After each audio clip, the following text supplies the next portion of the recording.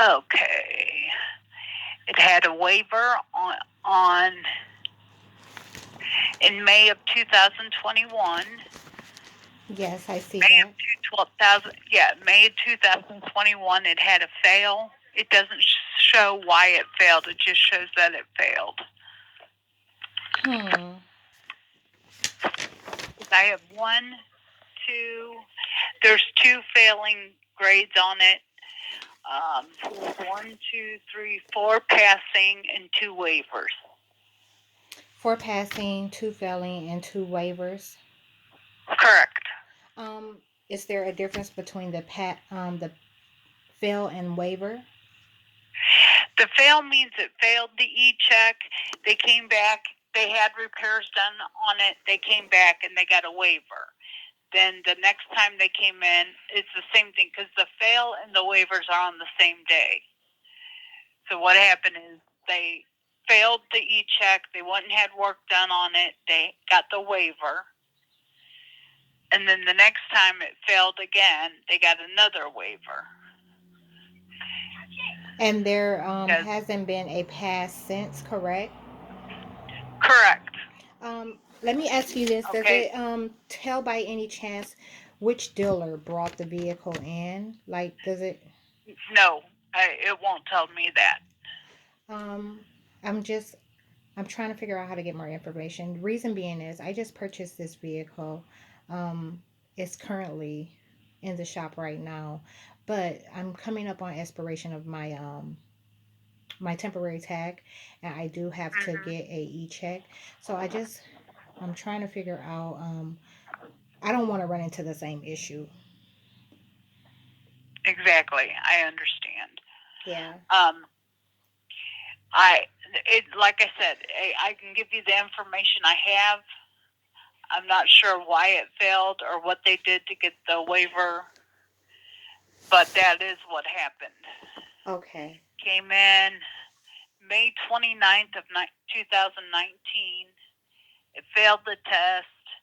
It came back May 29th, 2019, and it got received a waiver. The same thing happened in May of 2021. Right. Right. And what I see is that waiver that the last one that was issued, I believe it might have been around December time frame if I recall correctly. It's good until May, but that's not in my name. Correct. Um So I'm not, the waivers don't automatically come, when you sell the car, they don't automatically transfer to the new owner. right, right. And unless you know who got the waiver, you really can't get much assistance. I don't I It's so weird because the dealer is the one that had to have gotten it, but he's saying he did not. Hmm, that seems strange. It's very strange. He had the vehicle, I know for sure, about almost a year. So a lot of the activity Hmm. that I'm seeing on this Carfax, it is indeed him or his business partner. However, Exactly. he won't own up to it. Admit it. Exactly. Which, I mean, I can only do my own recommendation, which if they're not going to be honest with you about this, you know what I'm saying? Yes, Which this is something that they should exactly be honest about and help you out, especially since you want to purchase the car.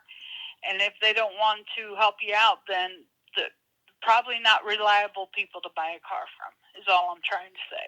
exactly. No, absolutely. And that's the thing. Like I said, I already have the vehicle and I'm actually getting some work done on it at the moment. Mhm. So it is a really bad way to Yeah, go. and like I said, it would be different if it failed like 3 years ago, had a clear one, and then failed again.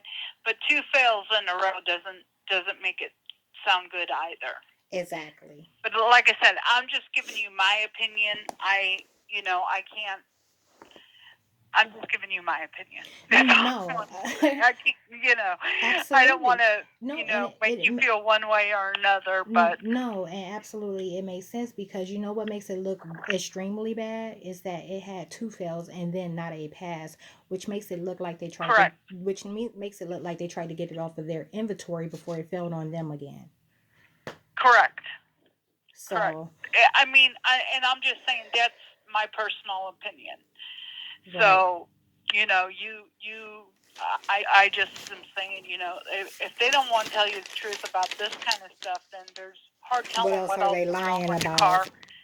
Yeah, Yes, what else are they lying if about? there's anything else wrong with the car or not. So, Well, I thank you so much for giving me the little tidbit of absolutely. information you could. I appreciate it. Thank you so much. You have a wonderful day. You too. Bye bye. Thank you. Bye bye.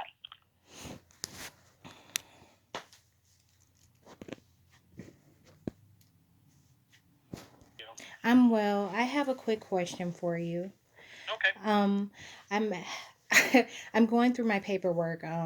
Obviously after I've purchased the vehicle, and I see that it had two failed emissions. Um, would you know anything about like if I brought it into you guys, would you be able to inspect it? And if there was an emissions issue, could you fix it? That's quite a possibility. I'll tell you what. I'll let you talk to John since he's the emissions man, and his brother works for E-Check, so he's really versed in that stuff. So Perfect. let me get him on the line for you. Okay.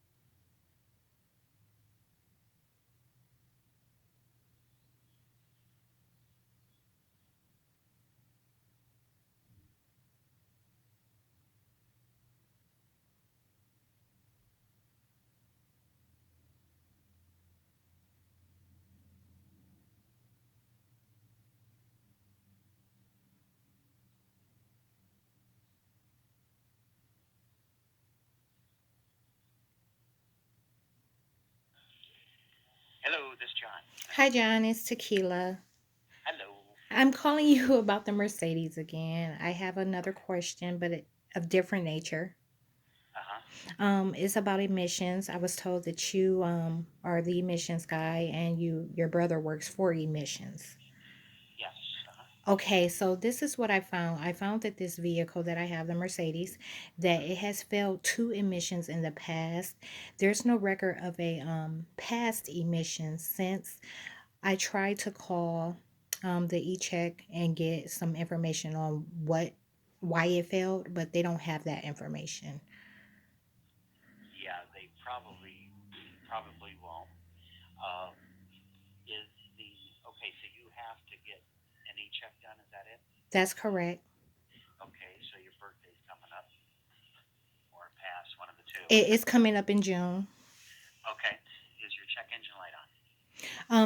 It was, but by the time that I get it back, I'll get it back tomorrow or the next day. It will be off because, like I said, Mercedes they're doing some work on it right now. They're replacing the fuel pump. Okay. If you want to know if you're going to pass E-Check, that if that light stays off for a week, then you should pass E-Check. If the light pops on, you will not pass. Okay, so if the So light stays off, is all they're gonna look for? yeah, yeah. You have to have a bulb test when you turn the key to the on position. That bulb has to work. You know, I the emblem of the see. check engine light. Oh, so I'll definitely pass then. I just didn't know if you know how far the e-check goes, whether they look at individual codes and find that you have a sensor that may not be I didn't Yeah. know. So that's Well, good. they might document the code. There's 1,000 things that kick a light on, Right. and that light, I should say. Well, and let me tell you, I want to give you some more information. I Uh, purchased this vehicle on the 19th of February. 3 days after I got it, the check engine light popped on. uh-huh.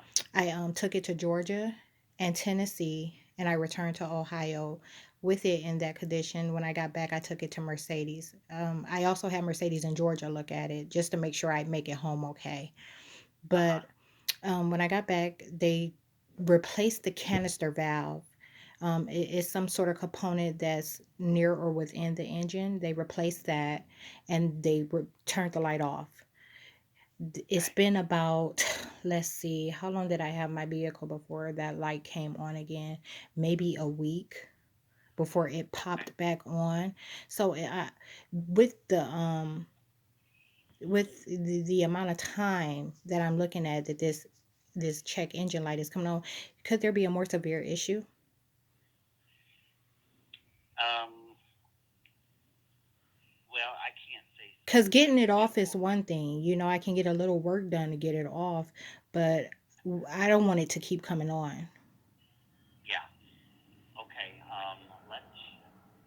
Let Mercedes do their thing. Okay. And if the light's on when you pull out of there, unless they're going to clear it for you, or if the battery got disconnected, and clear it temporarily, but it doesn't mean it's fixed. So a technician can clear the code for you, and then you think everything's okay, but it might take 2 or 3 days, or even up to a week before the light will pop on if there's a problem. Okay. And it can be something simple as a gas cap, anything to do with fuel vapor. Right. They don't want the fuel vapor to enter the atmosphere. That's why that is. So um, there's, gosh, there's a thousand things literally that can kick that light on. Let me ask you this. How deep do you go? Like if I were to have you inspect the vehicle, just overall, like how deep does your inspection go? Like would you be able to identify any of those issues? Like if the engine light is off when I bring it to you, would you be able to identify that there's a potential issue without there being a code? In most cases, yes. What That's I look good. for, this will help you out here. What I look for when I do this inspection is because people purchase vehicles, or before they purchase a vehicle, they bring it to me for a vehicle inspection. Mm-hmm. One of the things I look for is to see if the vehicle is in readiness mode. It's called. Okay. Now, okay, just picture a computer that runs all the engine sensors, switches, and everything. Mm-hmm. So if it's in readiness mode and the light is off, you will pass. That means there's no problems, or at least the computer is not seeing a problem. Right. If it's not in readiness mode, that means somebody's cleared the codes, or they disconnected the battery to either sell a vehicle, or to try to sneak through eCheck. And but by disconnecting code or batteries, or clearing codes with a scan tool, that throws another code for eCheck. So it's onboard diagnostics is what your engine is. So it does its own testing, and you just do your normal everyday driving, Mm-hmm. and it can take 3 days, it can take 5 or a week. Okay. And EVAP testing is only done, which is anything to do with fuel vapor. EVAP testing is only done when the gas tank is between a quarter tank and three-quarter tank. Okay. So if the tank's always on empty, it'll never do the test. It'll never get into readiness mode. So Wow. I'm just throwing this information at you. It's just stuff I've learned over the years. No, perfect. Information is good. I I appreciate the education. Yeah. Um, so okay, that's what I'll do then. That's really good to know. I know for sure I'm going to be able to pass e-check now, but I'm still going to bring it to you to have you inspect it. How much will you charge me for that? It's probably 118 on a Mercedes. Okay, that's not bad. I can do that. Yeah, that's I'm real thorough with it. And that's what And I need. that'll be one thing that I'll do for you is I'll hook the scan tool up on it and make sure that it's in readiness mode. If not, I'll be able to tell you more information. Perfect. There might be history codes in there that I can see that the computer has not spit out yet on the check engine light. Correct. No, that's exactly what I need. I need to have an idea what what's going on with the vehicle. You know what's weird? When I took it to Mercedes in Georgia, it was on the 25th of February. So this is roughly what 6 days after I purchased it, Uh-huh. and I just drove it about 1,000 miles. So I get there and I'm thinking they're going to do this really thorough and in-depth inspection, and they did not. They literally just checked the code and charged me $200 for it. So Oh, yeah, yeah. well, I'm working in the wrong place. No, I'm kidding. So I mean, I get back. I get the assurance that I need. That pretty much my car isn't going to break down on me on the road. So yeah. I get back to Ohio and I have this upcoming appointment with Mercedes, and I take it there, and I'm thinking the same thing is going to like I'm thinking I'm going to get this in depth overview of my vehicle, because when I had BMWs, that's what they do. They give you like a medical report of some sort for the vehicle, where they checked all this stuff. They'll let you know what's passing, what's failing, Yeah.